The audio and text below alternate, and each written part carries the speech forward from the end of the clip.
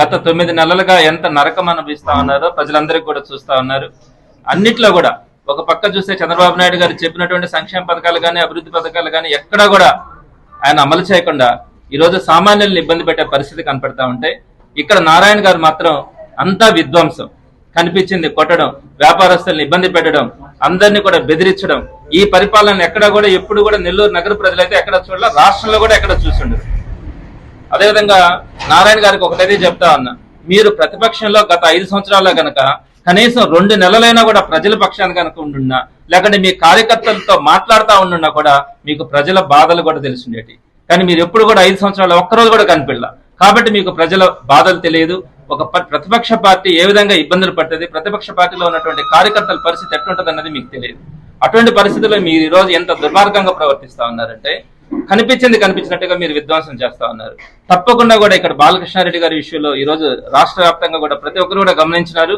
ఆయనకున్నటువంటి ఒక ఇల్లుని కూలగొట్టడం కానీ, కూలగొట్టినటువంటి తీరు కానీ, ఒక పక్క కోర్టులో వాళ్ళకి డైరెక్షన్స్ ఇచ్చినా కూడా వాటన్నింటినీ కూడా అతిక్రమించి ఏ విధంగా అయితే విధ్వంసం చేస్తున్నారో, దీని మీద ప్రజలందరిలో కూడా ఒక తెలుగుదేశం పార్టీ మీద ఒక ఏహ్యభావం కలిగింది.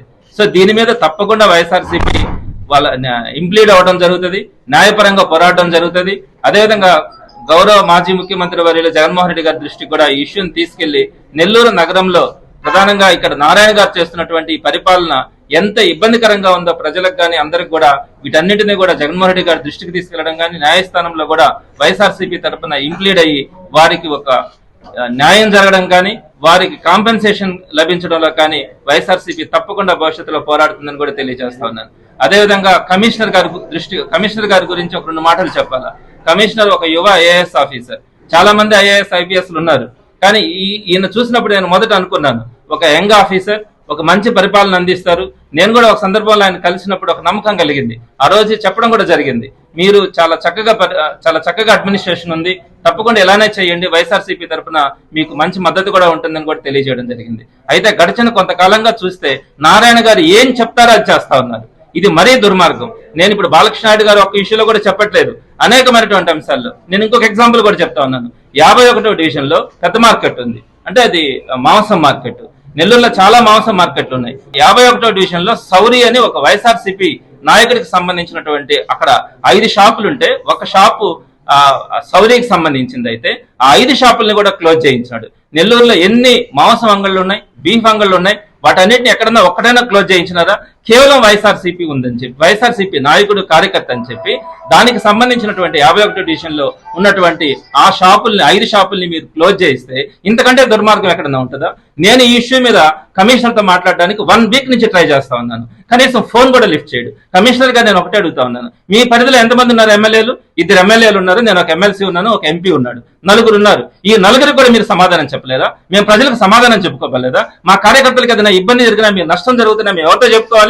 ఇది అడ్మినిస్ట్రేషన్ అవుతుందా? ఒక ఐఏఎస్ ఐపీఎస్ లో ఈ విధంగా దుర్మార్గంగా ఉంటే ఇంకా ప్రజలకు ఏ విధంగా సమాధానం చెప్తారు? మేము చెప్తా ఉన్నాం, తప్పకుండా కూడా మీ ఐఏఎస్లు కానీ ఐపీఎస్లు కానీ ఎవరైనా కావచ్చు, మీ కింద ఉన్నటువంటి అడ్మినిస్ట్రేషన్ కావచ్చు, మీరు కనుక ఉపేక్షించి మీరు అధికార పార్టీ తొత్తులుగా మీరు ప్రవర్తిస్తే మాత్రం తప్పకుండా ప్రతిపక్షం నుంచి ఒక విప్లవం లాగా మీ మీద తిరుగుబాటు చేయడం కూడా జరుగుతుంది. చెప్తే ఒక ఫోన్ చేస్తే మీరు చేయండి, చేయకపోండి. ఫోన్ చేసినప్పుడు లిఫ్ట్ చేసి ఆన్సర్ చెప్పగలగాలి. ఏ విధంగా సమాధానం చెప్తాం? వాళ్ళు దాని మీద 5 షాపుల్లో 50 మంది పేదవాళ్ళు ఉన్నారు. వాళ్ళ కన్నీరు సామాన్యం కాదు. ఈ నెల 15వ తేదీ నుంచి దాన్ని క్లోజ్ చేశారు ఆ షాప్స్ ని. వారందరూ కూడా ఆ రోజు అక్కడ వచ్చేటువంటి రోజుకు ఒక 500 రూపాయలు వస్తే దాని మీద బతికేటువంటి వాళ్ళకి వేరే వ్యాపారం కూడా తెలియదు, అవి మోస్తారు.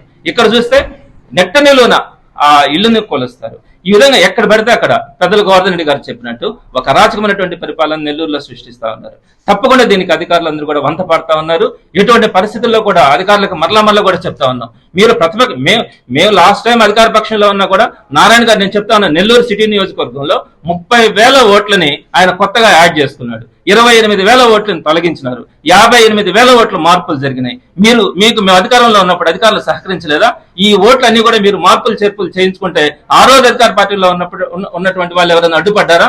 మరి ఈ రోజు మీరు అధికారంలోకి వచ్చిన తర్వాత ప్రతిపక్ష పార్టీ వాళ్ళకి సంబంధించిన నాయకులను కానీ, కార్యకర్తలను కానీ, ప్రజలను కానీ ఇబ్బంది పెడతా ఉంటే, మేము మాట్లాడుతూ ఉంటే కూడా కనీసం స్పందించే విధంగా కూడా అధికారం లేకుండా మీరు తయారు చేస్తా ఉంటే చూస్తూ ఊరుకుంటారనుకుంటా ఉన్నారా?